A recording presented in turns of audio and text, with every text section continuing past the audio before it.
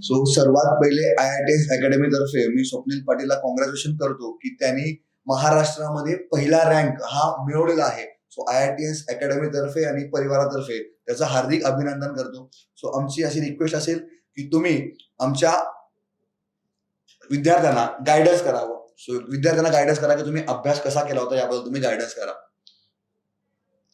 Thank you sir. मी स्वप्नील सुनील पाटील, जसं सरांनीच ओळख करून दिली. मी पुण्यामधील एका कॉलेजमधून 2017 मध्ये ग्रॅज्युएशन कंप्लीट केलं होतं. ग्रॅज्युएशन कंप्लीट झाल्यानंतर मी प्रायव्हेटमध्ये जवळपास 8 महिने जॉब केला. प्रायव्हेटमध्ये जॉब केल्यानंतर मला एवढं समजलं की सिव्हिलमध्ये प्रायव्हेटमध्ये जॉब खूप डिफिकल्ट आहे. मीन्स तुम्ही इमॅजिन पण करू शकणार नाही, सकाळी 9ला जाणे आणि स्लॅब असलं तर रात्री 12-1 वाजेपर्यंत परत येणे. अशा गोष्टी प्रायव्हेटमध्ये असतात आणि तिथं तुम्हाला रिस्पेक्ट हा खूपच कमी भेटतो. त्याच्यानंतर ज्यावेळी मला प्रायव्हेटचा स्ट्रगल ज्यावेळी समजला, त्याच्यानंतर मी MPSC साठी प्लॅनिंग केलं आणि MPSC आणि कॉम्पिटेटिव्ह एक्झामची तयारी करायची या दृष्टीने विचार चालू केला. ज्यावेळी मी 18 मध्ये स्टडी स्टार्ट केला, त्यावेळी मला म्हणजे प्रॉपर गायडन्स नव्हता. म्हणजे इव्हन मला MPSC कुठली आहे हेही माहित नव्हतं. तिथून मी स्टडी करत मित्रांची मदत किंवा क्लासेस थोडी माहिती घेऊन ह्या स्टडी चालू केला. स्टडी करताना मला एक हे मीन्स माहित नव्हतं की काय करावं. मग गायडन्स थ्रू वेगवेगळ्या सरांनी मला मदत केली आणि गायडन्स थ्रू मी अभ्यास माझा स्टार्ट केला. आता मेनली जर आपण बघितलं, आधी प्री वेगळी होती. मीन्स आधी प्रीला तुम्हाला वेगळी स्ट्रॅटेजी यूज करायला लागायची. पण ह्यावेळी 2021 साठी जी स्ट्रॅटेजी लागणार आहे ती एक्स्ट्रीम डिफिकल्ट आहे. मीन्स वेगळी आहे. डिफिकल्ट असं नाही म्हणायचं मला, पण वेगळे आहे. आधी तुम्ही टेक्निकलचा 60 मार्कचा जरी अभ्यास केला तरी सफिशियंट होऊन जायचं तुमच्यासाठी ते. पण आता ते सफिशियंट होणं मला डिफिकल्ट वाटतंय. त्यामुळे तुम्ही प्रॉपर गायडन्स असणे आणि प्रॉपर गायडन्सनेच केलं तर तुम्ही ह्याच्यात सक्सेस मिळवू शकणार. आणि प्री निघली तर म्हणजे आपण म्हणतो प्री निघले की हाफ वर्क डन, अशातला एक प्रकार आहे. प्री निघणं खूप गरजेचं आहे आणि ह्यावेळी प्री निघण्यासाठी तुम्हाला प्लॅनिंग स्ट्रॅटेजी चांगली करा. संकेत सर तुम्हाला त्याच्यात मदत करतीलच. प्लस GS चा जो पार्ट आहे तो खूप चांगला ह्याने करा. इंग्लिश मराठी असो, करंट अफेअर्स असो, ऍप्टी, या सगळ्या गोष्टी तुम्हाला बाकी एक्झामसाठी पण युजफुल होणारच आहेत. कारण आता जर बघितलं, आधी MPSC अशी होती की MPSC वेगळी, JEE वेगळी आणि BMC या गोष्टीने वेगळा अभ्यास. पण आता तसं करण्याची काही गरज नाही आहे. सगळा GS असल्यामुळे एकच केला तर तुम्हाला JEE, PWD कुठल्याही एक्झाम ज्या JEE लेवलचे आहेत, BMC ह्याच्यासाठी सगळा यूज होणारच आहे. प्लस MPSC मेन आहेच. मग आता मी प्री बद्दल कमीच बोलतो कारण त्याच्याबद्दल जास्त हे सांगू शकत नाही आता, कारण नवीन सिलेबस आहे. मेन्स बद्दल बोलायचं झालं तर मेन्स मध्ये 2 ह्याच्यात डिस्ट्रीब्युशन आहे, पेपर 1, पेपर 2. पेपर 1 हा जनरली स्ट्रक्चर रिलेटेड सब्जेक्ट्स म्हणलं जातो. त्यात आपण 9 सब्जेक्ट्स आहेत. बिल्डिंग मटेरियल्स, सॉम, स्ट्रक्चरल अनालिसिस, त्याला थेअरी ऑफ स्ट्रक्चर्स पण म्हणतात थोडी लोक, पुन्हा RCC, प्रिस्ट्रेस, न्यूमेरिकल मेथड्स हे. आणि पुन्हा पेपर 2 मध्ये थिअरॉटिकल पण त्यात पण न्यूमेरिकल असतात, जसे GT, environment, bridge tunnel, transportation means highway engineering, hydrology, irrigation यासारखे सब्जेक्ट पेपर 2 मध्ये येतात. तर दोन्हीला अप्रोच तुमचा वेगवेगळा पाहिजे. तर पेपर 1 करत असतो, दोन्हीला पण कन्सेप्टची गरजच आहे. तर तुम्हाला कोणती पण कॉम्पिटेटिव्ह एक्झाम पाहिजे असेल तर मेन आहे तुमची कन्सेप्ट क्लिअर असणे. कन्सेप्ट जर तुमची क्लिअर असेल तरच तुम्ही कॉम्पिटेटिव्ह एक्झाम सक्सेसफुली हँडल करू शकता. आणि आता नुसतं पास होणं हे एम ठेवू नका, कारण जर नुसतं पास होणं एम असलं तर आपण सिलेक्ट होईल का नाही ह्याची पण गॅरंटी नसते. मी 2018ला पण एक्झाम दिली, त्यावेळी प्लॅन होता की पास व्हावं, कुठली तर पोस्ट मिळावी अशा विचारानं मी एक्झाम द्यायचो. पण त्यावेळी प्रॉब्लेम असा व्हायचा, मार्क्स पडायचे, बॉर्डरवर जायचो, बॉर्डरवरनं परत काय प्री निघाली, मेन्स निघाली, इंटरव्ह्यूतनं बाहेर जरी गेलो तरी लोक म्हणणार तो गेला उपयोगाचा, काय पुन्हा उपयोग होणारच नाही. त्यामुळे स्टडी तुमचं मटेरियल चांगलं पाहिजे, एक्झाम ओरिएंटेड स्टडी पाहिजे. मीन्स MPSC आहे तर आपल्याला MPSC सगळ्यात पहिल्यांदा अनालिसिस करणं गरजेचं आहे. कुठल्या प्रिव्हियस इयर क्वेश्चन्स बघा, त्या क्वेश्चन्स नुसार कुठल्या सब्जेक्टला वेटेज कसं आहे, त्या वेटेज नुसार एकदा ते सगळ्यात पहिला स्टार्ट करताना प्रिव्हियस इयर्स चेक करणं गरजेचं आहे. बरोबर. मीन्स एमपीसी कशा टाईपचे क्वेश्चन विचारतात, नाहीतर लोक काय करतात, गेटचे क्वेश्चन सॉल्व्ह करत बसणे. हो. जर तुमचा गेट ओरिएंटेड अप्रोच असेल तर गेट सॉल्व्ह करायचे. एमपीसी असेल तर वन लाईनर आयएस चे क्वेश्चन केले तरी पण चालतात. प्लस गेटचे पण वन लाईनर जे 1 मार्कचे क्वेश्चन आहेत ते केले तरी पण हे, कारण एमपीसी पण त्यातनं क्वेश्चन घेत असते. प्लस एमपीसीचे प्रिव्हियस इयर, यातून प्रिव्हियस इयर ऑब्झर्व केल्यानंतर तुम्हाला एक समजेल की एमपीसी स्ट्रेट फॉरवर्ड क्वेश्चन खूप विचारायला लागलेले आहेत आणि कन्सेप्च्युअल पण त्यात पण कन्सेप्च्युअल विचारते. बरोबर. तर हँडल करताना क्वेश्चन्स कुठल्या टॉपिकला जास्त वेटेज आहे ते करा, ते टॉपिक्स पहिले करणे गरजेचं आहे. आता पेपर 1चं जर बोलायचं राहिलं तर पेपर 1 मध्ये सगळ्यात स्कोरिंग सब्जेक्ट हा स्ट्रक्चरल अनालिसिस आहे. बरोबर. आणि स्ट्रक्चरल अनालिसिस साठी कन्सेप्ट खूप गरजेचे आहे. तुम्ही कसं करायचं हे प्रत्येकाचे इंडिव्हिज्युअल कन्सेप्ट असतात. तुम्ही कुठनं जर क्लास केला असेल, क्लासमधून शिकवलं असेल तुम्हाला, नाहीतर सेल्फ स्टडी करत असाल सेल्फ स्टडी तुम्हाला हे, पण क्लासवाले चांगले सांगतात तसे बऱ्यापैकी कन्सेप्ट. मी पण क्लास केलेला आहे, मी असं नाही की कुठं क्लास केलेला नाही, क्लास केलेला आहे. मी 17-18च्या वेळी क्लास केलेला होता आणि तिथून प्रिपरेशन स्टार्ट केली होती. माझा आता स्ट्रक्चर चांगला आहे, पुन्हा स्ट्रक्चर रिलेटेड सब्जेक्ट चांगले, त्यामुळे स्कोर हे करतो. माझा 19ला स्ट्रक्चर मध्ये पेपर 1 मध्ये 158 मार्क्स आले होते आणि जे थोडे मार्क्स गेले होते ते माझ्या सिली मिस्टेक्समुळेच गेले होते. म्हणजे न्यूमरिकल मेथड्स मध्ये कॅल्क्युलेशन करण्यात मिस्टेक माझी, पॉईंट लिहिताना 96 असला तर 96च्या जागी 90 कर, तशा मिस्टेक्समुळे मार्क्स गेलेले आहेत. ते एक झालं. नंतर आरसीसी आणि स्टील बद्दल बोलायचं झालं, आरसीसी आणि स्टील हे आयएस कोड ओरिएंटेड हे आहेत. तुम्हाला त्यातले क्लोज पार्ट असणे गरजेचंच आहे. त्यासाठी तुम्हाला ह्यातले ज्यावेळी तुम्ही लेक्चर करता किंवा क्लास करत आहे, त्या क्लास करत करत शॉर्ट नोट्स बनवायला पाहिजे. मीन्स आणि शॉर्ट नोट अशा पाहिजेत की शेवटच्या 5 ते 10 दिवसात तुम्ही त्यांची रिव्हिजन चांगली झाली पाहिजे. त्याच्यावर मेन बेस्ट आहे तुमचं सगळं. कारण त्यावेळी जर तुम्हाला कॉन्फिडन्स नसला तर तुम्ही एक्झामच्या वेळी डिमोटिवेट असतात आणि डिमोटिवेट असल्यामुळे प्रेशर येतं, टेन्शन येतं आणि त्यात थोडंसं येत असून पण मार्क्स मिळत नाहीत आपल्याला. त्यामुळे ते अवॉइड करणं गरजेचं आहे. आणि त्यासाठी तुम्हाला शॉर्ट नोट्स चांगल्या फर्म आणि स्ट्रॉंग शॉर्ट नोट्स पाहिजेत तुमच्या. असं कुणाच्या पण ह्याच्या घेतो कॉपी करून मी ह्या पाठ करतो असा काही उपयोग नाही. तुम्ही स्वतः डेली लेक्चर झालं किंवा काय सेल्फ स्टडी करत असाल ते झालं की नोट्स काढायच्या, 1 पेज म्हणजे 1-2 रिडिंग मध्ये तुम्ही शॉर्ट रिड्यूस करून येतात, त्या फॉलो करत राहायचं. थेअरी आणि एमसीक्यू सोबत करायचं का वेगवेगळं करायचं? सर माझा तर अप्रोच असा आहे की मी पहिल्यांदा थेअरी करत होतो. म्हणजे एक चॅप्टर घेतला, आता समजा कुठला स्ट्रक्चरल अनालिसिस पकडू तर त्यातला जर समजा स्टॅटिक इंडिटरमिनेन्सी चॅप्टर घेतला, पहिल्यांदा मी त्याची थेअरी काय काय फॉर्म्युला कसे आहेत, ट्रिक्स काय आहेत, या पहिला स्टडी करत होतो. ट्रिक्स झाले की ते अप्लाय करण्यासाठी एमसीक्यू सॉल्व्ह करायचो. म्हणजे मी असं नाही की वेगवेगळे एमसीक्यू, मी ते फॉर्मॅट माझ्याकडे बुक्स आहेत त्या फॉर्मॅटचे एमसीक्यू कंटिन्यू म्हणजे प्रत्येक वेळी रिव्हिजन मारली की एमसीक्यू सॉल्व्ह करायचो. म्हणजे थेअरी आणि एमसीक्यूचं कॉम्बिनेशन सोबत ठेवलं पाहिजे. असं नाही केलं पाहिजे की मी आधी थेअरी करतो सगळी आणि नंतर एमसीक्यू देणार. सोबत तुम्ही हे केलं पाहिजे, कारण थेअरी वाचताय ते अप्लाय करण्यासाठी तुम्हाला एमसीक्यू सॉल्व्ह करणे गरजेचं आहे. म्हणजे प्रत्येक चॅप्टर वाईज आपल्याला थेअरी वाचायची, लगेच चॅप्टर वाईज एमसीक्यू सॉल्व्ह करायची. पूर्ण सब्जेक्ट कव्हर करण्याच्या पेक्षा चॅप्टर वाईज आपण काय करायचं, चॅप्टर वाईज डिस्ट्रीब्युशन आपण करू शकतो. ओके. पोरांचं असं विद्यार्थ्यांचं म्हणणं आहे की स्टँडर्ड बुक्स रेफर केले पाहिजे का क्लास नोट्सनी सफिशियंट आहे? तुम्हाला काय वाटतं? माझ्या मते तरी स्टँडर्ड बुक, जर तुमच्याकडे टाइम भरपूर असेल, मीन्स आता तुम्ही 2023 ची एक्झाम क्रॅक करायची अशा विचारांना असाल तर तुम्ही रेफरन्स बुक घेऊन बसा, त्यानंतर त्यातनं मटेरियल पुढे शोधून काढा आणि तुम्हाला अजून त्यात माहित पण नसणार की कुठलं काय टॉपिक विचारणार. मी तर काय करतो, कुठल्या तरी क्लासेस आहेत आपल्याकडे भरपूर, त्या क्लासेस मध्ये कोणाच्या तरी मी जो केलाय माझ्या सेल्फ स्टडी, मी हँड रिटन नोट्स आहेत माझ्या, हँड रिटन नोट्सचाच यूज करतो आणि त्या नोट्सवरच फक्त रिकॉल करत चालतो. म्हणजे स्टँडर्ड बुक्स रेफर करण्यापेक्षा आपण क्लासच्या नोट्स प्रॉपरली रीड केल्या आणि त्याच्या नोट्स जर काढल्या तर त्या मोर दॅन सफिशियंट आहेत. आता खूप विद्यार्थ्यांना हाच डाऊट असतो की स्टँडर्ड बुक रेफर केले पाहिजे का? तर स्वप्नील पाटील सरांनी आपल्याला काय सांगितलं की स्टँडर्ड बुक रेफर करायचे तर 2023 ची एमपीएससी प्रिपरेशन करा, कारण स्टँडर्ड बुक रेफर करण्याची एवढी गरज नाही. पण दुसरा प्रश्न असा आहे की सर आपला ब्रिज असेल, टनेल असेल, तर CPM pot, estimation costing, so यासाठी काही स्टँडर्ड बुक रेफर केले पाहिजे का, काय केलं पाहिजे? ह्या सब्जेक्टसाठी स्टँडर्ड बुक केलं तर काही इश्यू नाही, कारण जीटी मध्ये बघितलं तर एवढ्या साईजचे बुक्स आहेत मोठे आणि book. एक बुक नाही 4-5 माझे वेगवेगळे फेमस ऑथर्स आहेत, बरोबर. त्यामुळे त्यांचे बुक्स वेगवेगळे हा.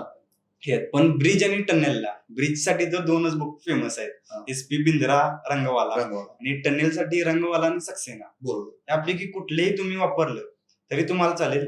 टनेलला रंगवाला आणि सक्सेनामध्ये एवढाच डिफरन्स आहे की सक्सेनामध्ये थोडीशी इन्फॉर्मेशन जास्त आहे बरोबर. आणि छोटंच आहे 300 पेजेसचं ओके, बुक आहे. स्मॉल A4 साईज पेक्षा हाफ ओके. त्याचं बुक आहे, 300 पेजेस. ते साइड बाय साइड तुम्ही चालला तरी कव्हर होऊन जातं. ब्रिज टनेल त्यातनं केलं चालतंय. एस्टिमेशन साठी पीएम दत्ता बुक आहे, एस्टिमेशन पीएम दत्ता. हा. पण त्यात पण काय वाचायचं हे समजणं डिफिकल्ट आहे सो थोडं. क्लास नोट जरी केला केला एस्टिमेशन तरी कॉस्टिंगच्या, तर मोर दॅन सफिशियंट आहे. आणि एमसीक्यू प्रॅक्टिस अजून केली पाहिजे आपण. एमसीक्यू प्रॅक्टिससाठी सगळ्यात पहिले तर प्रिव्हियस इयर केलं पाहिजे. एमपीएससी चे प्रिव्हियस इयर Yes, क्वेश्चन हा. पेपर. येस. हा. ते प्रिपेअर झाले की तुमच्याकडे आयएसचे असेल, ओके. आयएसचे 1 लाइनर केले ते मोर दॅन सफिशियंट टाइम. मग टाइम भेटला तर गेटचे वन लाईन. 1 लाइनरला जावा.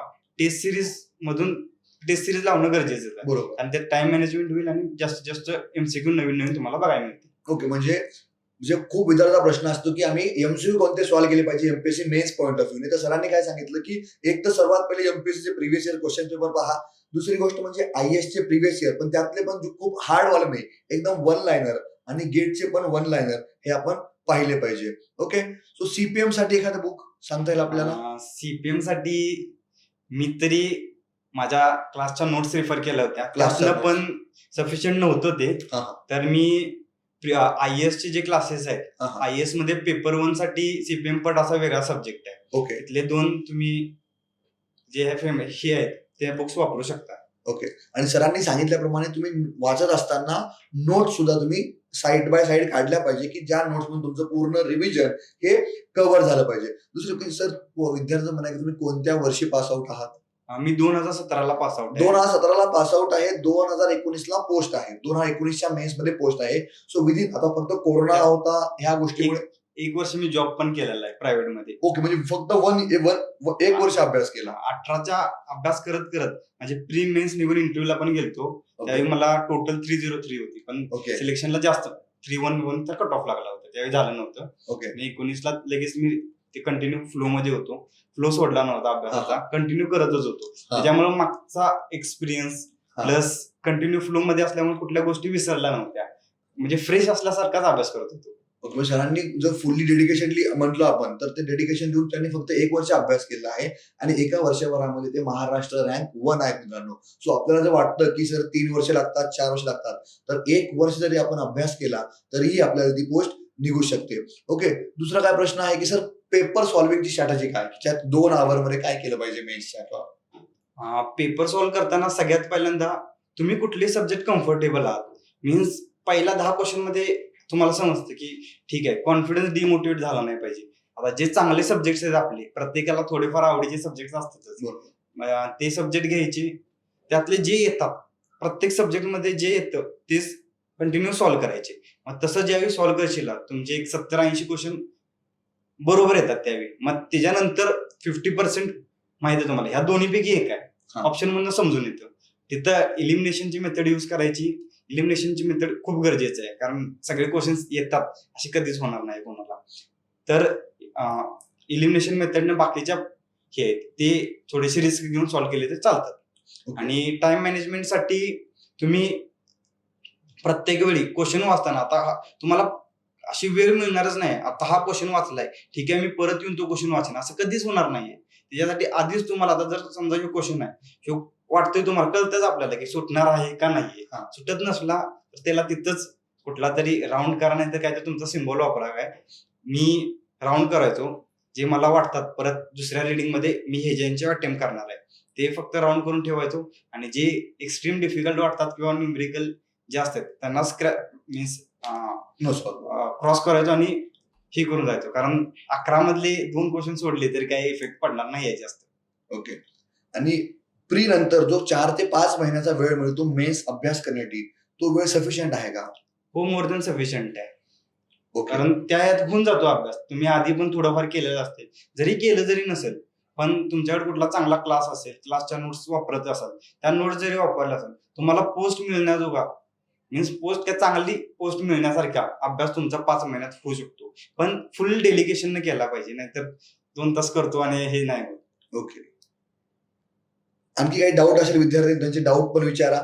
ओके, डाऊट तेही आपण तुमचे डाऊट घेऊ. सर, तुम्ही तर ऑफिसर आहात, सोबत सोबत तुमचे मित्र सुद्धा हे ऑफिसर झालेले आहेत. सो तुमचा जो ग्रुप होता की सर्व ऑफिसर लोकांचा ग्रुप, म्हणजे तुम्ही एकदाच पास आउट आणि एकदाच ऑफिसर. सो विद्यार्थ्यांना काय सांगाल की तुमचे मित्र कसे असले पाहिजे, तुमची सोबत किंवा संगती कशी असली पाहिजे, याबद्दल थोडं सांगा विद्यार्थ्यांना. मीन्स मी ज्यावेळी होतो माझ्या ग्रुपमधले जर तुम्ही नावं जर सांगितलं तर दिग्विजय पाटील म्हणून खूप असे मोठे आहेत ज्यांनी मला गाईड केलं.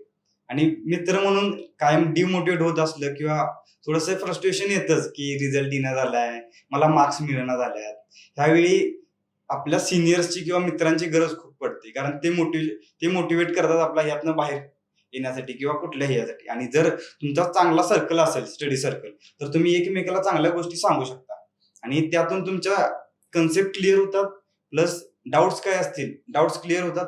आणि असं एकेकांना वाटतं की मी सांगितलेलं माझा तोटा तर काही होत नाही, उलट फायदाच होतो. ओके. दुसऱ्याला जरी एक्सप्लेन केलं तरी त्यामुळे तुमचेच नॉलेजमध्ये भर पडत जाते. तुमचं म्हणणं आहे की डिस्कशन वाला ग्रुप आपला चांगला असला चांगला पाहिजे, असला की ज्यामधून दोघांनाही बेनिफिट होईल आणि आपण जर एखाद्या विद्यार्थ्याला काही शिकवत असू तर आपले कन्सेप्ट पण क्लिअर होतील आणि त्याचा पण कन्सेप्ट क्लिअर होईल. सो आपला डिस्कशनचा ग्रुप हा सुद्धा कसा पाहिजे, चांगला पाहिजे. आता काही विद्यार्थ्यांचा डाऊट असा आहे की sir, building material and construction हा जो पॉईंट आहे हा खूप वेगळा जातो, तर मग त्याला कसा अभ्यास केला पाहिजे आपण. बिल्डिंग मटेरियल्स सोपं आहे, पण त्याच्यात व्हॅल्यूज खूप आहेत आणि ते कुठली व्हॅल्यू विचारेल हे माहित नाही. पण बिल्डिंग मटेरियल्स मध्ये पण जर प्रिव्हियस इयरचे पेपर्स तुम्ही अनालाइज केले तर 11 ते 12 क्वेश्चन जनरली येतात. त्यातले 5 कॉन्क्रीट आणि 5 ते 6 क्वेश्चन असतात आणि ते शुअर तुम्ही घेऊ शकता. बाकी जे 4 क्वेश्चन्सला रेफरन्स बुक्स आहेत, ते नाही जमलं तर क्लासने नोट्स दिले असणारच आहेत. हो. त्या क्लास नोट्स मधून तेवढं जरी वाचलं, आता ह्या बाबतीत IITians ची बिल्डिंग मटेरियलचं जे बुक आहे बरोबर. ते चांगलं आहे. म्हणजे त्यातनं जरी तुम्ही वाचलं तर बऱ्यापैकी गोष्टी क्लिअर होतात आणि त्यातनं तुम्हाला सफिशियंट जेवढे हवे तेवढे मार्क मिळून सोपं होईल. एवढं काय पॉईंट म्हणजे येणार नाही. बिल्डिंग मटेरियल सॉल्व्ह करताना पण इलिमिनेशन मेथड यूज करणं, कारण तिथे 4 ऑप्शन असतात. म्हणजे जर कुठल्या जर पेंटचे डिफेक्ट्स विचारले, आता ते 4ही डिफेक्ट्स तुम्हाला माहित असतात. त्यातली एक आता समजा फ्लेकिंग असेल किंवा ब्लिस्टरिंग असेल, ह्या डिफेक्ट 4ही पण ऑप्शन मध्ये ते असतात. आणि क्वेश्चन वेगळा, तर तुम्हाला ब्लिस्टरिंगचं मिनिंग माहित असते, फ्लेकिंगचं माहित असते. ह्या 2-3 मधनं 2च उरतात. हे नाही, हे नाही, हे 2 कुठले तरी ह्यापैकी असू शकतात. मग ते सॉल्व्ह करू शकता तुम्ही. ओके. विद्यार्थ्यांचं असं म्हणणं आहे बिल्डिंग मटेरियल्सला जर रेफरन्स बुक वापरून खूप टाइम जातो, त्यापेक्षा IITians एक छोटंसं बुक आहे, ते वापरलं तरी सफिशियंट होऊन जाईल तुम्हाला. सरांचं असं म्हणणं आहे की तुम्ही स्टँडर्ड बुक वाचून आपल्याला 100 प्रश्न सॉल्व्ह करायचे नाहीत, आपण 90s करू, पण ते इफेक्टिव्हली करू आणि त्यामध्ये आपली अॅक्युरसी जी आहे ही चांगल्या प्रमाणामध्ये अॅक्युरसी असली पाहिजे. सर, विद्यार्थ्याला दुसरा एक डाऊट आहे की तुमचा रेग्युलर शेड्यूल काय असतं स्टडी दिवसभराचा. मेन्सच्या वेळी तर मी जनरली 6-6:30च्या आसपास लायब्ररीला जायचो. 6-6:30 पासून 8:30 पर्यंत 2 तासाचं एक सेशन घ्यायचो. त्यामध्ये मी जे आधी केलेलं आहे ते रिकॉल करायचो. म्हणजे फ्रेश मूड मध्ये असायचो, त्यामुळे आधीचं सगळं रिकॉल व्हायचं आणि कंटिन्यू फ्लो मध्ये राहण्यात मदत मिळायची. कारण एक सब्जेक्ट घेतला तो परत महिन्यानं घ्यायचा म्हणला तुम्ही, तो परत तुमच्यासाठी नवीन होऊन जातो. त्यामुळे ती गोष्ट काय, रोज 2 तासात किंवा 2 जाऊन 1 तास तरी रिव्हिजन केली पाहिजेच. ती रिव्हिजन असली पाहिजे कंटिन्यू. काल शिकवले ते आज तुम्ही 2 तासात वाचलंच पाहिजे. मग त्याच्यानंतर मी नाश्ता करून 9च्या आसपास अर्धा-पाऊण तासात परत यायचो. तिथून 12 वाजेपर्यंत म्हणजे एक 15-20 मिनिटाचा पॉवर नॅप किंवा काहीतरी टाइमपास होतच असायचा माझा. न्यूजपेपर वाचत असायचो किंवा मोबाईलवर थोडस हे फेसबुक यूज करत असायचो. पण त्या 2 तासात मी कुठला स्ट्रॉंग सब्जेक्ट आहे म्हणजे ज्याला जास्त टाइम लागू शकतो, जसं स्ट्रक्चर असेल किंवा GT, ज्याला कन्सेप्ट असणं गरजेचं आहे आणि असा पाठ करण्याचा सब्जेक्ट नाही येतो, तो घ्यायचो. तो एक 5 वाजेपर्यंत मीन्स 12:30-1 पर्यंत करायचो. 1ला जेवायचो. जेवून मग 1 तास 1.5 तास मी झोपायचो. मला दुपारचं झोपण्याची सवयच आहे. पण मेनची वेळी झोपून नका. मेनच्या 1 महिना ती झोप अवॉइड केली पाहिजे. ओके. आधी मी म्हणजे आधीचे 3 महिने तसं करतच असायचो.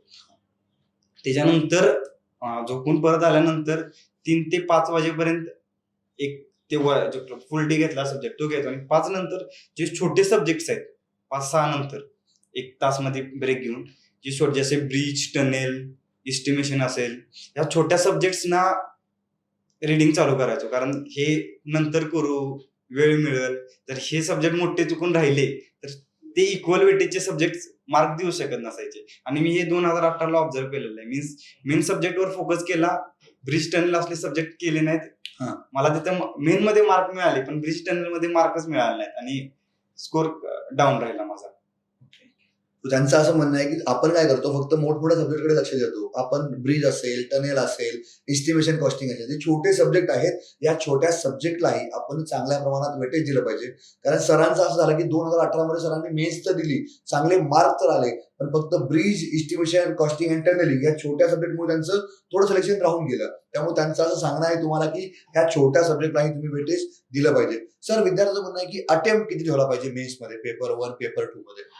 अटेम्प्टच्या दृष्टीने तो पेपरवर डिपेंड आहे तुमचा. ओके. म्हणजे जर 2019 सारखा पेपर आला तर तो पेपरची लेवल मीडियम होती. बरोबर. तसा थोडाफार मीडियम टू इझी होता, हार्ड नव्हता. त्यावेळी 95 ते पर्यंत. माझा अटेम्प्ट पेपर 1 95, पेपर 2 99चा अटेम्प्ट होता. ओके. त्यातले डिस्कार्ड होतात, त्याच्यानंतर 4 डिस्कार्ड झाले होते दोन्ही ओके. पेपरमध्ये. आणि जर तुमचा 20 सारखा पेपर आला, 20 मध्ये कसं झालं, लेवल थोडीशी हाय झाली. बरोबर. पोरांनी स्कोर केलं त्यात काही डाऊट नाही, कारण जर कॉम्पिटिशन पुढे वाढतच चाललं. बरोबर. त्यावेळी 85-90 अटेम्प्ट, 85 ते 90 असणं सफिशियंट. अटेम्प्ट जो आहे हा तुमचा पेपर कसा आहे तो त्यावरती डिपेंड करतो. जर अटेम्प्ट म्हणजे पेपर जर आपला हार्ड असेल तर अटेम्प्ट थोडा कमी ठेवा. आणि सरांनी सांगितलं की 2019चा पेपर जो आहे हा मीडियम टू इझी लेवलचा होता, त्यामुळे त्यांनी अटेम्प्ट 95 पर्यंत केलेला होता. आणि त्यांनी सांगता हीच गोष्ट सांगितली की कट ऑफ जो आहे हा वाढणारच आहे. कारण या वर्षी सुद्धा नियर अबाउट 60+ स्टुडंट हे 300+ मार्कवाले आहेत. सो मॅक्झिमम विद्यार्थ्यांचा अभ्यास झालेला आहे. सो कट ऑफ आता कमी लागेल ही अपेक्षा तुम्ही सोडून दिली पाहिजे. कट ऑफ हा नेहमी 300च्या अबोव असेल हे लक्षात ठेवा आणि त्याप्रमाणे तुम्ही अभ्यास करा. ओके. सो विद्यार्थ्यांचं म्हणणं आहे की एक सब्जेक्ट किती वेळा रिवाइज केला पाहिजे? तसं काय असं लिमिटेशन नाही आहे, पण ज्यावेळी पहिली रिडिंग तुमची डीप रिडिंग असते, मीन्स त्याला तुम्हाला टाइम लागतो. जर मोठे सब्जेक्ट जर पकडले तर 20-25 दिवस लेक्चर सोबत करत गेला तर 20-25 दिवस लागू शकतात मोठे सब्जेक्टला. ओके. आणि ब्रिज टनेल सारखे विषय 2-3 दिवसात, म्हणजे संध्याकाळचे जो 4-4 तास जरी बसला तरी 3-4 दिवसात तुम्ही ब्रिज टनेल सारखे विषय कव्हर करून टाकतायचा. तर एक सब्जेक्ट म्हणजे ज्यावेळी तुमची फुल रिडिंग होते, मी तर असा प्लॅन केला की पहिल्या 2 महिन्यात सगळा सिलेबस कम्प्लीट करून टाकायचा. ओके. 2 महिन्यात. आणि 2-2.5 महिन्यानंतर फक्त पेपर सॉल्व्हिंग, एमसीक्यू आणि रिव्हिजन. आणि ज्यावेळी रिव्हिजन करायला लागतो त्यावेळी वेळ लागत नाही. मीन्स 7-8 तासात तुम्ही नॉर्मल सब्जेक्ट संपवू शकता. आरसीसी सारखे किंवा जीटी एन्व्हायरमेंट ह्यांना थोडा वेळ लागतो. मीन्स 15-15 तास असे लागू शकतात. म्हणजे 2-2 दिवसात डिस्ट्रीब्यूट करून करू शकतो. आणि जे ब्रिज टनेल आहेत त्यांना एका 4-4 तासात पण कव्हर होतात. ज्यावेळी कधी होतात ते, ज्यावेळी तुमच्याकडे शॉर्ट नोट्स असतील त्यावेळी. बरोबर. आणि तुमच्या हँड रिटन नोट्स असतील. हँड रिटन नोट्स गरजेचे आहेत. ओके. कारण तुम्ही जर कुठल्या पण क्लासचं एवढं मोठं बुक घेतलं, रेफरन्स बुक जाऊन दे, क्लासचं जरी बुक घेतला, एक मुलांना सवय काय, ते बुक्स घ्यायचे, त्याच्यावर हायलायटर यूज करायचा, ते हायलायटर मधनं वाचत. पण तुम्ही त्या हायलायटर सोबत बाकीच्या गोष्टी पण बघता, ते तुमच्या लक्षात राहत नाही. हँड रिटन नोट्स असल्या, हा ठीक आहे, हे मला माहिती आहे. आता माझं असं व्हायचं, पेपर द्यायला गेलो, मला ते पेज लक्षात राहायचं, ह्या पेजवर इथे हा पॉइंट आहे. आणि जरा आजूबाजूचं, म्हणजे आता जर टेबल असला तर आता कुठलं जरी घेतलं तर ह्याच्या वरचीच व्हॅल्यू असायला पाहिजे. आणि ऑप्शन मध्ये कशा व्हॅल्यूज असायच्या त्याच्या खालची. मग अॅक्युरेट व्हॅल्यू जरी माहित नसली तरी माहिती आहे मला ह्याच्यावरची आहे, ह्याच्यावरची व्हॅल्यू एकच आहे, हिलाच अटेम्प्ट करायचं, हेच उत्तर असणार आहे. अच्छा. कारण आयएस कोडचे टेबल्स पार्ट असणे, पण टाऊबीडीच्या व्हॅल्यूज, टाऊसीच्या व्हॅल्यूज ह्या गरजेच्या आहेत. आणि ह्या खूप व्हॅल्यूज असतात. ओके. किंवा वॉटर टँक साठी पण आपल्याला कोणत्या ह्याच्यासाठी कुठली व्हॅल्यू यूज करायची, सिग्मा स्ट्रेसेसच्या व्हॅल्यूज आयएस कोड मध्ये दिलेले आहेत, त्या पाठ करायला लागतातच. आयएस कोड सगळाच पाठ केला पाहिजे, तुमचं काय म्हणणं? आयएस कोड सगळाच पाठ केला पाहिजे, मेन्स पॉईंट ऑफ व्ह्यू काही पाठ केला पाहिजे? तुम्ही एकदा आयएस कोड सगळा रीड तरी केलाच पाहिजे. पण आयएस कोड रीड करणं म्हणजे तिची लँग्वेज खूप क्रिटिकल आहे, समजणं डिफिकल्ट पडतं. कुठल्या जरी नोट्स असल्या किंवा क्लासच्या नोट्स असल्या त्यात देतात की कॉलम असेल, कॉलमसाठी इम्पॉर्टंट पॉइंट्स काय आहेत, एक तर मिनिमम इसेंसिटी किती पाहिजे त्याची, दुसरी गोष्ट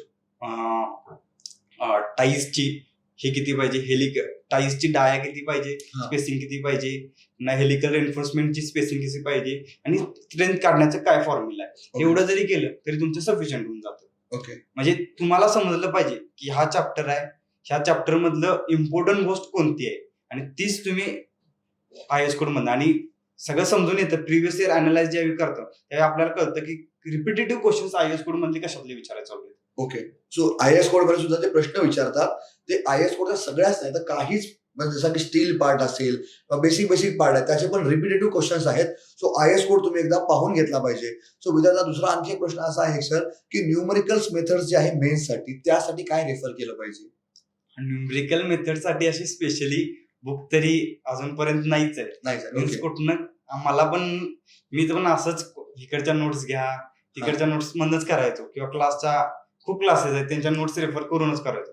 टेलर्स आपले सिम्सन रूल असेल किंवा टेलर्स रूल असेल ह्यासाठी सोपं पडतं. पण जर ते मॅन्टिसा अशा म्हणजे 18ला मॅन्टिसाचं उत्तर होतं हो. असे पॉइंट्स किंवा हे बाहेर ना आलेले क्वेश्चन्स आहेत ह्याच्यासाठी जरा डिफिकल्ट पडतं. आणि जे रिपिटेटिव्ह जे क्वेश्चन्स आले त्याच्यातून नोट्स बनलेले आहेत क्लासेसच्या Okay. त्या नोट्स जरी युज केल्या तरी बऱ्यापैकी क्वेश्चन मार्क्स मिळतील तुम्हाला.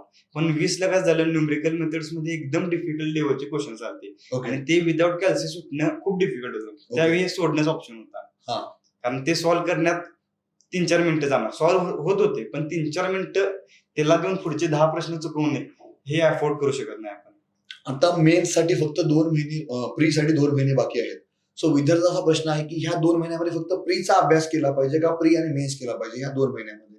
आता ते तुमच्या प्री आणि मेन्सच्या स्टडीवर डिपेंड आहे. तर Okay. तुम्ही प्रीचा आता तर नवीन सिलेबस आहे. आजपर्यंत जे प्युअर एमपीएससी करणारे मुलं हा. आहेत ते जीएस किंवा हे सब्जेक्ट अवॉइडच करतात कारण त्यांना टेक्निकल बॅकग्राऊंड असल्यामुळे आधी 60 मार्क्स करत होते. पण आता हे सगळं चेंज असल्यामुळे मला तर माझं इंडिव्हिज्युअल ओपिनियन आहे की तुम्ही प्रीवर कॉन्सन्ट्रेट करणं खूप गरजेचं आहे. मेन्सला तुम्हाला 5 महिने वेळ मिळेल आणि जर प्रीच निघली नाही तर मेन्सचा काही अर्थच नाही. मग आपण जे क्लासमध्ये बोलतो ते हीच गोष्ट आहे की आता 2च महिने वेळ आहे मित्रांनो. सो या 2 महिन्यामध्ये तुम्ही फक्त प्रीकडे लक्ष द्या आणि 2 महिन्यानंतर आपल्याला 5 महिने हे मेन्स साठी मिळणार आहेत. आणि सरांनी पण सांगितलं की त्यांनी फक्त 2.5 महिन्यामध्ये अभ्यास केला मेन्सचा आणि नंतरचे 2.5 महिने ओनली रिव्हिजन केलं होतं. सो आपल्याला 5 मंथ हे खूप मोर दॅन सफिशियंट टाइम मिळतो मेन्सचा अभ्यास करण्यासाठी. जर तुम्ही फक्त प्रॉपरली एक स्ट्रॅटेजी बनवून डेली सरांनी सांगितल्याप्रमाणे मॉर्निंग 7 पासून जर डेली लायब्ररीमध्ये बसून जर अभ्यास केला तर या 5 महिन्यामध्ये आपली मेन्स सुद्धा क्लिअर होऊ शकते सरांनी सांगितलेलं आहे. ओके. बल्कि जे मोठमोठे विद्यार्थ्यांचं म्हणणं आहे की एन्व्हायरमेंट असेल सर्वे असेल जीटी असेल हे जे मोठमोठे सब्जेक्ट आहेत सो ह्याचा अभ्यास कसा केला पाहिजे किंवा ह्याचा अप्रोच कसा ठेवला पाहिजे? ते मोठमोठे सब्जेक्ट असले सगळ्यात पहिल्यांदा तुम्ही छोटे subject side by side cover करा. मोठ्या सब्जेक्टना टाइम तरी जाणार आहे पण त्यांना सोडू शकत नाही आपण. बरोबर. करणं गरजेचं आहे. त्यात फक्त एवढी काळजी घ्या की कन्सेप्ट तुमची स्ट्रॉंग पाहिजे आणि एकदा कन्सेप्ट केली आणि तुमच्या शॉर्ट हँड रिटन नोट्स असल्या एन्व्हायरमेंट असो किंवा सर्वे जीटी हे मोठे विषय पण 2-3 दिवसात कव्हर होऊन जातात. म्हणजे मी आता जर जीटी घेतला आणि फर्स्ट टाइम रिडिंग जरी असलं तरी 4 दिवसात मी जीटी पूर्ण संपवून टाकतो. कारण माझ्याकडे त्या शॉर्ट हँड रिटन नोट्स आहेत माझ्या. ओके. हँड रिटन नोट्स असल्यामुळे मी तेवढं वाचून किती प्रत्येक चॅप्टर जीटी मध्ये काय तर 21 चॅप्टर्स आहेत. दिवसाला 4-5 चॅप्टर जरी कव्हर केले आपण तरी 4 ते 5 दिवसात जीटी पूर्ण कव्हर होऊन जातो. ओके. एका दिवसामध्ये की एकच सब्जेक्ट अभ्यास करायचा की 2 सब्जेक्ट अभ्यास करायचे? ते आता प्रत्येकाच्या इंडिव्हिज्युअलवर डिपेंड आहे. ओके. थोडी लोक एक सब्जेक्ट पण घेऊन चालतात. हा. माझं हाफ टाइम मी मोठा सब्जेक्ट ठेवायचो आणि बाकीचे अर्ध्या वेळी मी छोटे सब्जेक्ट ब्रिज टनेल असे जे आहेत ते अर्ध्या वेळी म्हणजे मूड नसला तर साईड रिकॉल करण्यासाठी थोडे काहीतरी वाचायचं म्हणून तर ठेवत होतो. मी 2 सब्जेक्ट घेतच होतो डेली असं.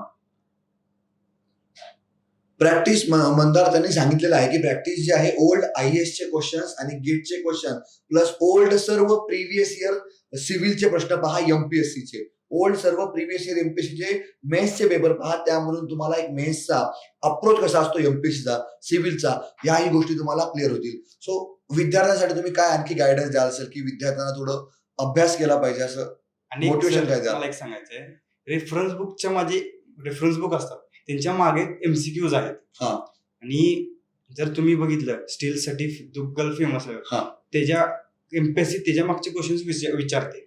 कारण ते पण कुठले स्वतःचे फ्रेंड नसते कुठले तर हे घेत असतात ते. बरोबर.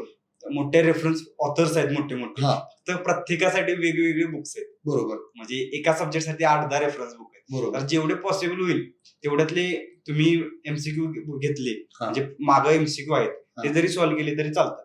नाहीतर हे क्लासेसने कंपाईल केलेले आहेतच क्वेश्चन्स, बरोबर ते जरी तुम्ही नुसते सॉल्व्ह केले, किंवा आता बुक्स आहेतच भरपूर 4000 एमसीक्यू असे भरपूर हा, बुक्स आहेत, हा. त्यात सगळे कंपाईल केलेले आहेत. तशी एक बुक घेऊन जरी तुम्ही कंटिन्यू सॉल्व्ह करता राहिला तरी तुम्हाला सफिशियंट होऊन जाईल ते. म्हणजे जर तुमच्याकडे वेळ असेल तर स्टँडर्ड बुक्सचं रेफर करू नका हे त्यांनी सांगितलं. पण सोबत त्यांनी काय सांगितलं की स्टँडर्ड बुक्सच्या पाठीमागे जे एमसीक्यू दिले आहेत त्याची प्रॅक्टिस करा मित्रांनो. ओके, किंवा क्लासेसचं जे आपल्याकडे एमसीक्यूचे बुक्स असतात त्या एमसीक्यूच्या बुक्सच्या माध्यमातूनही तुम्ही हे क्वेश्चन सॉल्व्ह करू शकता. ओके, सो विद्यार्थी आणखी काय की सर अभ्यास करत असताना स्ट्रेस येतो, एमपीएससी मध्ये वेळ लागतो, पण तुम्हाला असं की तुम्ही महाराष्ट्रात पहिले आलात, सो पहिला आल्यानंतर तुमच्या मनामध्ये अशी काय भावना होती की पहिला आलो तुमच्या, तेव्हा तुम्हाला काय वाटतं ते सांगा विद्यार्थ्यांना.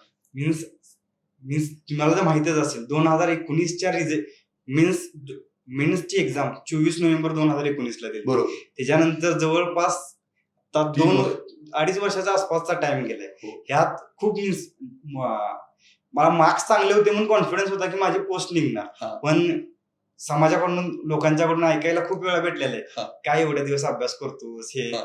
प्लस डिमोटिवेट पण खूप वेळा झालंय की काय अजून आपल्याकडे कुठलीच पोस्ट नाहीये. हा. खूप म्हणजे लोकांच्याकडनं ऐकायला मिळालं. पण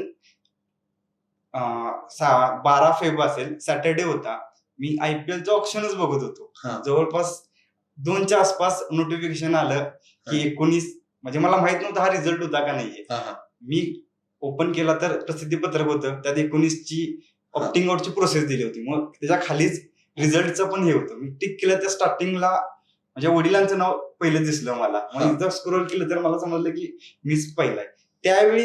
त्यावेळीची जी फिलिंग आहे ती जगात दुसरी कुठलीही गोष्ट तुम्हाला देऊ शकत नाही. म्हणजे Okay. तुम्ही जे आजपर्यंत कष्ट केले ते सगळं तुम्ही त्या क्षणात मिळते तुम्हाला. तिथनं पुढते ही लाईफ तुमची अनबिलिव्हेबल आहे. तुम्ही आधी जे होता त्याच्यानंतर जे मिळते लाईफ, ती विचार पण करू शकत नाही एवढं. म्हणजे जी माणसं आपल्याला बोलत असतात काय करतोय, तीच तुमच्याकडे येणार आहेत की तुम्ही आमच्या मुलाला गायडन्स करा, किंवा तुम्ही आजपर्यंत गावात कोणी ही गोष्ट केली नाहीये, बरोबर, ही चांगली गोष्ट आहे आणि अशा गोष्टी तुम्ही पुढे गेलं पाहिजे. हो. म्हणजे त्यानंतर तुम्हाला खूप म्हणजे रिस्पेक्ट भेटतो. तुमचे सगळ्यात महत्वाचे म्हणजे तुमच्या आई वडिलांच्या चेहऱ्यावर जी हॅपीनेस मिळते ती जगात कुठेही तुम्हाला ती दुसरीकडे दिसणार नाही.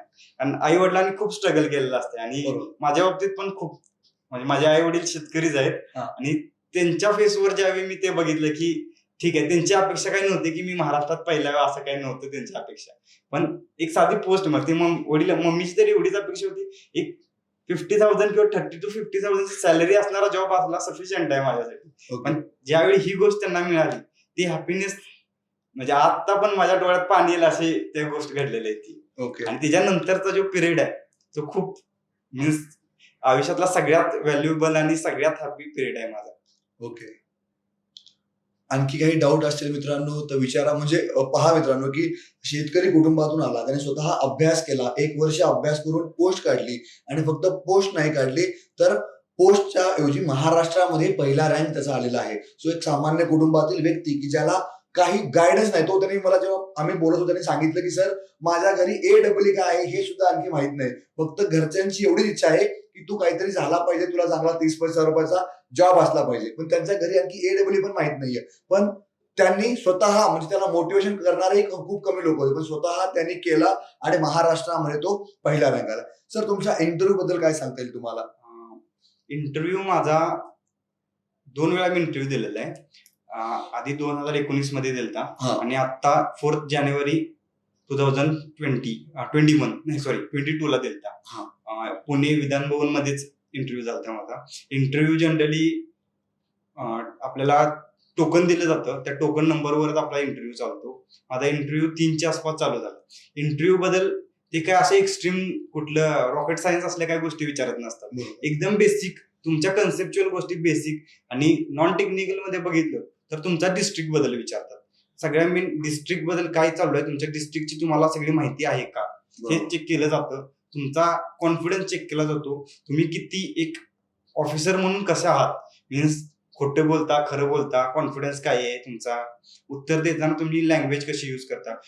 मी असं म्हणत नाही की इंग्लिश लँग्वेज असली पाहिजे किंवा मराठी. गाऊन आपली बोलीभाषा जी आहे, मराठी आहे, माझी जशी आहे, मी आता जसं बोलतोय तसंच बोलत होतो इंटरव्ह्यूला. ते तसे असले पाहिजे. तुमच्या हॉबीजवर क्वेश्चन विचारले जातात. स्कूल, कॉलेज किंवा फेमस पर्सनॅलिटी असेल, आता कुठल्या फेमस पर्सनॅलिटीची नावं असतात कॉलेजच्या समोर हा हा किंवा त्यांच्या नावानं कॉलेज ओपन केलेलं असतं. त्या व्यक्तीबद्दल तुम्हाला संपूर्ण माहिती असली पाहिजे. नंतर टेक्निकलमध्ये तुमच्या सब्जेक्ट रिलेटेडच विचारतात. असं बाहेरचं काही विचारत नाहीये ते. जर तुम्ही फ्रेशर असाल तर तुमच्या प्रोजेक्ट बद्दल तुम्हाला विचारलं जाईल, आणि जर एक्सपिरियन्स असाल तर जॉब रिलेटेड गोष्टी विचारल्या जातील. प्लस WRD आणि 3 मेंबर्स असतात तिथे. एक असतात एमपीसीचे चेअरपर्सन, मीन्स मेंबर्स पैकी एक, आणि 2 चीफ इंजिनियर लेवलचे ऑफिसर्स असतात. एक WRDचे असतात आणि एक PWDचे असतात. तर ते PWD आणि WRD बद्दल किंवा तुमच्या आवडता फेवरेट सब्जेक्ट बद्दल इन्फॉर्मेशन विचारतात. पण ते बेसिक असते, असं कुठले एक्स्ट्रीम डीप काही विचारत नाही ते. म्हणजे इंटरव्ह्यू हा इंग्लिश मध्ये दिला पाहिजे असं काही बंधनकारक आहे? नाही. एमपीसीचा इंटरव्ह्यू तुम्हाला जी भाषा तुमची म्हणजे तुम्हाला ज्या भाषेत बोलायला जमतं, ज्या भाषेत तुम्ही कॉन्फिडंट आहे, त्याच भाषेत तुम्ही त्यांना परमिशन, जर ते इंग्लिशमध्ये विचारत असेल तर परमिशन घेऊन सांगू शकतो, सर मी ह्या लँग्वेजमध्ये कम्फर्टेबल आहे, तर ते अलाव करतात. तिथे काही तुम्हाला निगेटिव्ह मार्किंग असं काही दिलं जात नाहीये. सर तुम्हाला स्ट्रक्चर पॉईंट हा खूप इझी वाटतो. स्ट्रक्चर मध्ये तुम्हाला टोटल मेस मध्ये मार्क किती आहेत हे विद्यार्थ्याचा विचारला विद्यार्थी. पेपर 1 मध्ये मला 158 आहे. त्यातला स्ट्रक्चरल अनालिसिस बघितला हा. तर 44 मधून 40 मार्क्स आहेत मला 44 पैकी 40 मार्क्स स्ट्रक्चर स्ट्रक्चरमध्ये. आणि ते 2 क्वेश्चन जे चुकल्यात ते सिली मिस्टेक्स, म्हणजे बघणं, आणि लास्ट एक क्वेश्चन होता 2019ला, फिक्स्ड एंड बीम होती. फिक्स्ड एंड बीम वर UDL का असं फोर्सेस होतं, आणि त्याच्यात मला अजून आठवतंय 2PL/9 हा. आणि PL/9 होते. पण मला ह्या सपोर्टवर विचारले की कन्फ्युजन मध्ये मी आन्सर काढून चुकीचं टिक केलं होतं. म्हणजे दोन्ही पण ऑप्शन स्टेटमेंट मध्ये दिलं त्यांनी, ओके. आणि एकसारखे वाटत होते. गडबडीत लास्टला अटेम्प्ट करताना तो एक चुकला, आणि एक जरा कॅल्क्युलेशन चुकीचे केल्यामुळे दुसरा क्वेश्चन चुकलो.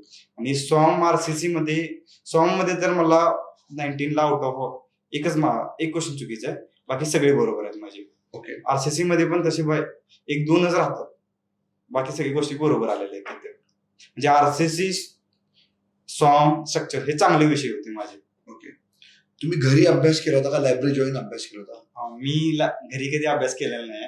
मी पुण्यात लायब्ररीलाच अभ्यासाला होतो. पण त्याच्यानंतर मी वारणानगरमध्ये एमटेक करत आहे, हा. तर त्या एमटेकच्या लायब्ररीत अभ्यास करत होतो. आता काही विद्यार्थ्यांचं असं म्हणणं आहे की तुम्ही कोणत्या कॉलेजमधून इंजिनिअरिंग केलेलं आहे? मी Indira college of engineering and management Pune मधून 2017ला पास आउट आहे. 2017 सर पास आउट आहेत इंदिरा कॉलेज ऑफ इंजिनिअरिंग पुण्यामधून. आणि त्याच्यानंतर मी M Tech Tatyasaheb Gore institute of engineering and technology मध्ये करंटली एमटेक करत आहे. विद्यार्थ्यांचं म्हणणं आहे की सर आता करंटली एमपीसी जागा कमी आहेत, तर मग त्याच्यामुळे त्यांना डिमोटिवेशन होते. सो तुमचं काय त्यांना सांगणं आहे? आता असं डिमोटिवेट होणं चुकीचं आहे, कारण किती जागा असून दे, हे 1100 जागा आल्या, हे एक गोल्डन अपॉर्च्युनिटी किंवा लक समजा. पण त्याच्या आधी जर बघितलं तर दरवर्षी 100, आता तर कंटिन्यू ऍड यायला लागले, हे आपलं नशीब समजलं पाहिजे आपण. आधी 2-3 वर्षांनी एक ऍड यायची. 2012 का 11 लेख आलती, पुन्हा 13, 15, नंतर 17 नंतर कंटिन्यू ऍड. आणि त्यात पण पोस्ट 17ला 200 पोस्ट होते, 18ला 137, 137 का 150 अशा परफेक्ट आकडा माहित नाही, आणि 19ला जास्त आहे. आणि आता 200च्या वर काहीतरी मला परफेक्ट 188 पण सफिशियंट आहे. तुम्हाला असा विचार करायचा नाही की पोस्ट किती आहे, मला एक पोस्ट काढायची आहे, ती एक पोस्ट आहे, ती एक पोस्ट मीच घेणार, एवढा ऍटिट्यूड ठेवला बसून जातं तुमच्यासाठी.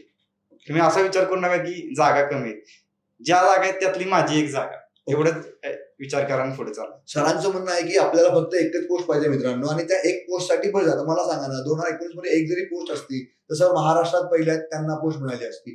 सो तुम्ही जागा किती आहेत, कमी आहेत का जास्त, याचा विचार न करता की मला फक्त एकच पोस्ट पाहिजे आणि ह्या एक पोस्ट साठी मला अभ्यास करणं गरजेचं आहे, हे तुम्ही सर्वांनी समजून घेऊन अभ्यास केला पाहिजे. सर आपण जेव्हा टेस्ट सिरीज सॉल्व्ह करतो तर टेस्ट सिरीज आपण ऑनलाईन जास्त सॉल्व्ह केली पाहिजे का OMR शीटवर सॉल्व्ह केली पाहिजे, किंवा OMR शीटवर कसं आपण हँडल केलं पाहिजे? आता टेस्ट सिरीजच्या बाबतीतलं जर बघितलं तुम्ही तर एमपीएससी पेपर बेस्ड आता पुढे ऑनलाईन होईल का हे माझ्याबद्दल माहित नाही मला. हा. पण जर पेपर बेस्ड आहे तर तुम्हाला पेपर बेस्ड त्या एन्व्हायरमेंट मध्ये आता IITians पण घेत आहे, बाकी हा, क्लासेस हा. पण घेत आहेत. त्या टेस्ट सिरीज तुम्ही लावाच काही जर झालं तर, Test series. कारण तुम्हाला तिथलं ऍटमॉस्फिअर समजलं पाहिजे. आणि त्या टेस्ट सिरीज लावायला पण त्याच्या आधी तुमचा अभ्यास कम्प्लीट पाहिजे, बरोबर. तरच त्या टेस्ट सिरीजला तुम्ही हे करू शकता. आणि त्यात तुम्ही डिमोटिवेट व्हायचं नाही की मला मार्क्स कमी मिळतात. फक्त ती टेस्ट सिरीज कशासाठी लावायची, टाइम मॅनेजमेंट, माझा अभ्यास किती झालाय. कारण माझा एक मित्र आहे, त्याला टेस्ट सिरीज मध्ये 220 ते 30 मार्क्स होते, पण त्यानं मेन ह्याला 306-307 मार्क्स आहेत त्याला, 306 असे काहीतरी मार्क्स आहेत, म्हणजे अबोव 300 मार्क्स आहेत त्याला. ओके म्हणजे टेस्ट सिरीज मध्येच मार्क्स आले तर मेन्सला मार्क्स अशी काही नाहीये. ओके मला जनरली टेस्ट सिरीज ज्यावेळी येतो त्यावेळी 300, म्हणजे टॉपर नव्हतो मी टेस्ट सिरीज मध्ये, हा. 300-305 असे मार्क्स भेटत होते. ठीक आहे. आणखी काही डाऊट असेल मित्रांनो तो विचारा. आताची सरांनी सांगितलं की आताच्या प्रिलिममध्ये करंटली भरपूर सारा सिलेबस चेंज झालेला आहे, त्यामुळे त्यांचं असं म्हणणं आहे की मी तुम्हाला मेन्स बद्दल गाईड करतात. सर मेन्स तुम्हाला मेन्स बद्दल गाईड करताय. ओके सर ते is it possible to get A in first attempt. हा. आता जर तुम्ही सेकंड टॉपर बघितला असेल, हो. धीरज पिसाळ, धीरज पिसाळ बरोबर. फर्स्ट अटेम्प्ट मध्ये त्याने 326 मार्क्स काढलेले आहेत. हो. पुन्हा त्याच्या खाली पण 2-3 नावं आहेत, अनंत उपाध्याय, येस. फर्स्ट अटेम्प्ट मध्ये स्कोर आहे तो एवढा. त्यामुळे असे विचार A फर्स्ट अटेम्प्ट मध्ये निघते का असं नाही, फर्स्ट अटेम्प्ट मध्ये खूप जणांनी काढलेले A. तो सरांचं म्हणणं आहे की जर आता आपण धीरज पिसाळचं जर पाहिलं की तो सुद्धा महाराष्ट्रामध्ये सेकंड रँकर आहे. ह्यांना सेम मार्क्स स्वप्नील पाटील आणि धीरज दोघांनाही सेम मार्क आहे. सो धीरज जो आहे तो 2019चाच पास आउट आहे, 2019 पास आउट, आणि त्याच वर्षी महाराष्ट्रामध्ये रँक 1. सो हेही होऊ शकतं. सो फर्स्ट अटेम्प्ट मध्ये A क्रॅक करणं हे सुद्धा पॉसिबल आहे. सो आपण जेव्हा एक्झाम जातो सो त्या 2 तासामध्ये तुमचा माइंडसेट कसा असला पाहिजे, तुम्हाला काय वाटतं याबद्दल? तो माइंडसेट खूप गरजेचा आहे. मीन्स ते 2 तासात तुम्हाला शांत राहणे, एकदम रिलॅक्स चिल राहायचं. काय मागचं जे केलंय, हार्डवर्क केलंय, त्यामुळे आपल्याला असा डाऊट येतो की मला आठवल का नाही. पण ज्यावेळी तुम्ही स्टार्ट करता तुम्हाला सगळं रिकॉल व्हायला चालू होतं. तुमचा अभ्यास जर चांगला असेल 100% एक आणि एक क्वेश्चन बघितला की तुम्हाला कळतं याचा कुठला ऑप्शन आहे. माझ्या बाबतीत तर जाताना असं झालं की एवढी भीती वाटत होती की पहिले 2 टिक करताना माझ्या हाताचा थरथरत होता. तर मी पहिले माझ्या बाबतीत चुकीचे बिल्डिंग मटेरियल्स मला येत नव्हता, म्हणजे मार्क्स कमी पडतच होते काही बिल्डिंग मटेरियल्सला, कारण काय वाचायचे माहित नसते. बिल्डिंग मटेरियल्स आला, पहिला B सेट होता माझा, त्यातले मला फक्त पहिला बघितला येत नाही, दुसरा बघितला येत नव्हता. पण मी तिथं टिक केलं की राऊंड केलं, नंतर बघूया आपण. पण ज्या बिल्डिंग मटेरियल संपायला लागला तर मला त्यातले 5 ते 6 क्वेश्चन आले होते. ठीक आहे म्हटलं, 5 राहिले, नंतर बघू ते. पुन्हा ज्यावेळी सॉन्ग आला दुसरा, सॉन्ग मध्ये एका लाईन सगळे क्वेश्चन टिकवर, म्हणजे तिथनं जसं मला कॉन्फिडन्स येत गेला की रिकॉल व्हायला, त्यामुळे ते येतो. फक्त तुमचा पॉझिटिव्ह माइंडसेट असणं गरजेचं आहे. तुम्ही पॉझिटिव्हच राहायचं, थोडा पण निगेटिव्ह विचार करायचा नाही त्यात. आणि कॉन्फिडन्स बूस्ट, केवढा पण अभ्यास झाला असेल, तुम्ही 100% हार्डवर्क केले, तुमच्या कष्टावर तुम्ही विश्वास ठेवा की आपल्याला येणारच आहे आपलं, आणि 100% येतच त्यातलं. ट्राय करत राहायचं पुढे. ओके. विद्यार्थ्याचा प्रश्न आहे की सर प्रश्न सॉल्व्ह केला का लगेच आन्सर टिक करायचं का शेवटी सर्व एकदाच करायचं? शेवटी सगळं एकदा करायचं हा चुकीचा अप्रोच आहे. कारण एक जर तुमचा चुकला तर ती लाईन पूर्ण बरोबर. आता आणि माझा मी कसा फॉलो करतो, असे पेजेस असतात आपले, ह्या पेजचे क्वेश्चन्स मी कम्प्लीट करून तिथंच टिक करायचो. म्हणजे एका पेजवर 5 ते 6 क्वेश्चन्स असतात, ते 5 ते 6 क्वेश्चन कम्प्लीट झाले की ते 6 बघून भरायचो. एक वेळी एक क्वेश्चन तुम्ही कमी सोडवा, पण ते बघून चेक करून मार्क्स भरा, कारण लाईन चुकली तर सोडवण्याचा अर्थच राहत नाही. किंवा तुम्ही 5-5चा ब्लॉक करून सोडवलं तरी चालतं. ओके. सर एक्झामच्या पूर्वीची म्हणजे 15 डेज और 1 मंथ, एक्झामच्या डेटच्या 1 मंथ अगोदर किंवा 15 डेज अगोदर स्ट्रॅटेजी काय असली पाहिजे मेन्सचा अभ्यास करत असताना? 15 डेज मीन्स तुम्ही लास्टचे 15 to 20 डेज, जर तुम्ही एक्सपिरियन्स असला तर 10 डेज सफिशियंट आहेत, आणि जर एक्सपिरियन्स नसला तर 15 डेजच्या आसपास तुम्हाला रिव्हिजन साठी ठेवलेच पाहिजे. तुम्ही त्या 15 to 20 डेज मध्ये नवीन गोष्ट वाचणं अवॉइड केलं पाहिजे, किंवा 10 डेज मध्ये तरी टेस्ट सिरीज देणं बंद करून जे तुम्ही आजपर्यंत अभ्यास केलेला आहे ते शांतपणे नुसतं वाचत जायचं, रिवाइज करायचं, रिकॉल करण्याचा प्रयत्न करायचा, आणि फॉर्म्युलाच आठवायचे, लक्षात ठेवायचे, तेवढंच बस आहे तुम्हाला. ओके. होप सो मित्रांनो सर्व तुमचे डाऊट क्लिअर झाले असतील. Okay. So so Swapnil Patil सरांचं IITS अकॅडमीतर्फे मी परत एकदा त्यांना धन्यवाद देतो की त्यांनी त्यांचा मोलाचा वेळ हा आपल्या विद्यार्थ्यांसाठी दिला आणि विद्यार्थ्यांना गाईड केलं. सो IITS अकॅडमीतर्फे स्वप्नील पाटील सरांना मी धन्यवाद करतो की त्यांनी आमच्या विद्यार्थ्यांना एवढं मार्गदर्शन केलं. सो मित्रांनो आजचं सेशन आपण इथेच थांबवूया आणि परत एकदा नेक्स्ट टाइम सरांसोबत आणखी परत एकदा आपण सेशन घेऊया की परत एकदा सर तुम्हाला परत एकदा गाईड करतील. म्हणजे तुमच्या प्रिलिमच्या एक्झामच्या अगोदर परत येऊन सर तुम्हाला 100% गाईड करतील, तुम्हाला मोटिवेशन देण्याचं काम करतील. सो आपल्या IITS अकॅडमीतर्फे स्वप्नील सरांना धन्यवाद की त्यांनी आमच्या अकॅडमीच्या विद्यार्थ्यांना गाईड केलं आणि सोबत त्यांच्या भावी कार्यासाठी सुद्धा त्यांना आपण शुभेच्छा देऊया आणि आपण आजचा जो सेशन आहे थांबूया. आपला क्लास एक 20 मिनिटचा ब्रेक झाला का लगेच आपला जीएसचा क्लास स्टार्ट होतोय. ओके. सो 20 मिनिटचा ब्रेक आणि जीएसचा क्लास आपण स्टार्ट करूया. ओके. होप सो सर्वांना लेक्चर आवडलेलं असेल. ओके. थँक्यू.